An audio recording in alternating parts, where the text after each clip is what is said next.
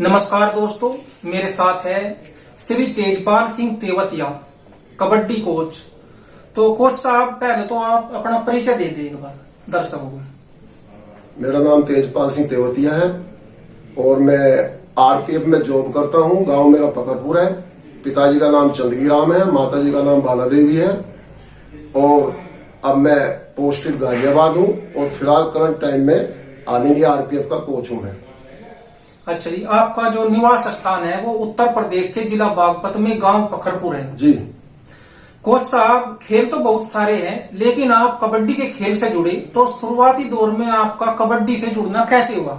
कबड्डी से जुड़ना इसलिए हुआ क्योंकि हमारे गांव पखरपुर में पहले से ही कबड्डी खेल को सबसे अच्छा मानते हैं और मेरे से पहले कम से कम 50 खिलाड़ी नेशनल हमारे गांव पखरपुर के खेल चुके हैं जो मेरे से भी सीनियर है। ठीक जी। इसलिए गांव पखरपुर में हमेशा हर रोज ग्राउंड में प्रैक्टिस होती थी और उन्हें देख के हमारे भी मन कबड्डी खेलने को किया और धीरे धीरे हम भी कबड्डी खेले और 86 में मैं आरपीएफ में आ गया था। 86 के बाद 88 से लगातार 20 साल में ऑल इंडिया पुलिस खेला हूं आरपीएफ से और उसके बाद मैंने फिर एनआईएस किया। एनआईएस करने के बाद फिर मैं ऑल इंडिया आरपीएफ का कोच लगा और मैं उसके बाद 5 बार मैं दिल्ली स्टेट से भी नेशनल में कोच लग के गया। कोच साहब, प्रो कबड्डी के खेल में आप कितना योगदान मानते हैं जब से प्रो कबड्डी आई? प्रो कबड्डी का योगदान तो बहुत अच्छा योगदान रहा कबड्डी में प्रो कबड्डी का।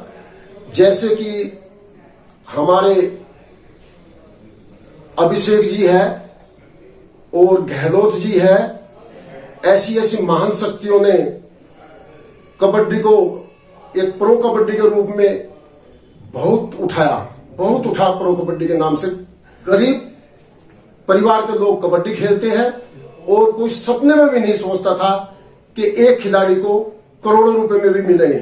करोड़ों रुपए खिलाड़ी को अब प्रो कबड्डी खेलने के जरिए मिलते हैं। तो आज प्रो कबड्डी ही एक ऐसा जरिया है कबड्डी में कि प्रो कबड्डी से आज हर गांव में, हर गली में आज बच्चा क्रिकेट छोड़ के कबड्डी का नाम लेता है।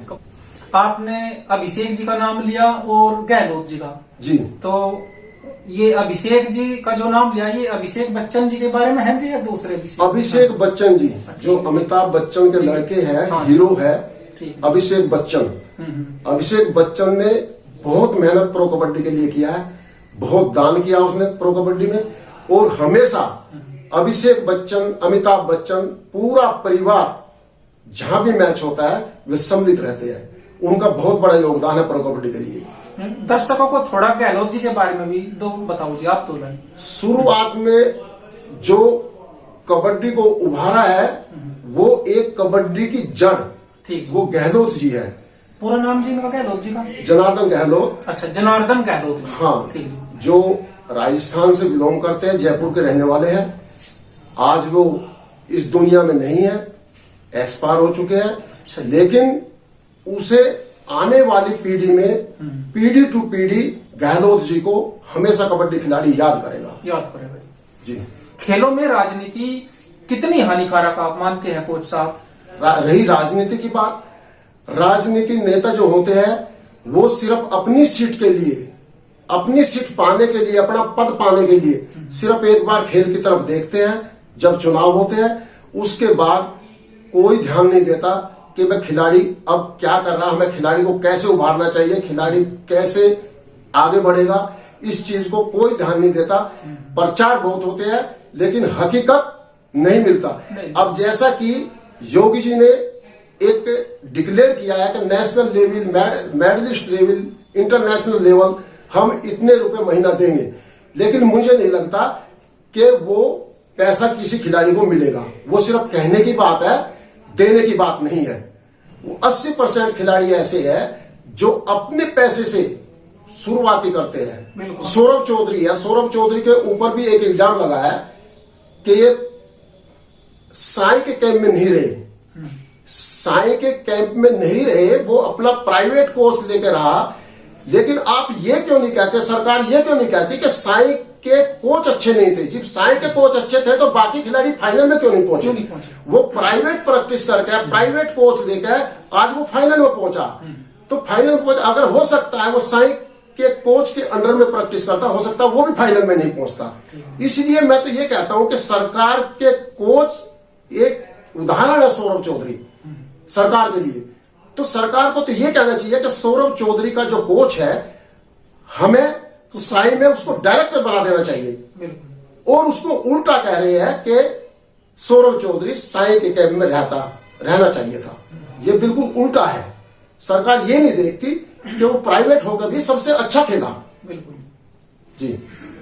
संयुक्त खेल मोर्चा ने खिलाड़ियों को लेकर के कई सारी बुनियादी मांगे उठाई हैं, जैसे कि हर 4-5 गांव के ऊपर एक मिनी स्टेडियम हो, खेल का मैदान हो, जहां पर कोच हो और बच्चे अभ्यास कर सके।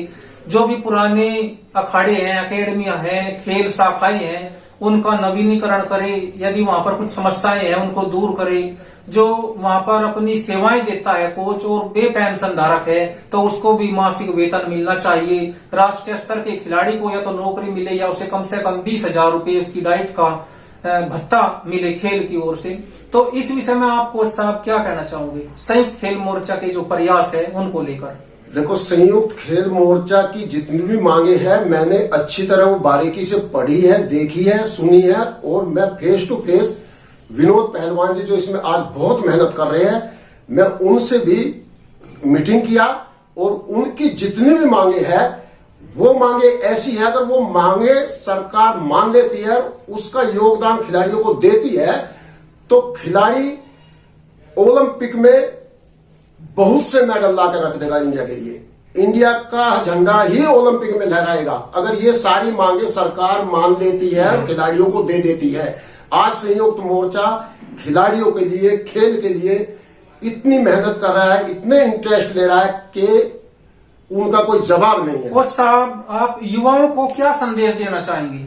युवाओं को मैं संदेश देना चाहूंगा कि जो भी युवा है, नए खिलाड़ी है, नए बच्चे हैं, आज उनको अपने डाइट पे, खान पीन पे और अपनी प्रैक्टिस पे, इन पे ध्यान देना चाहिए और गलत चीजों से बचना चाहिए।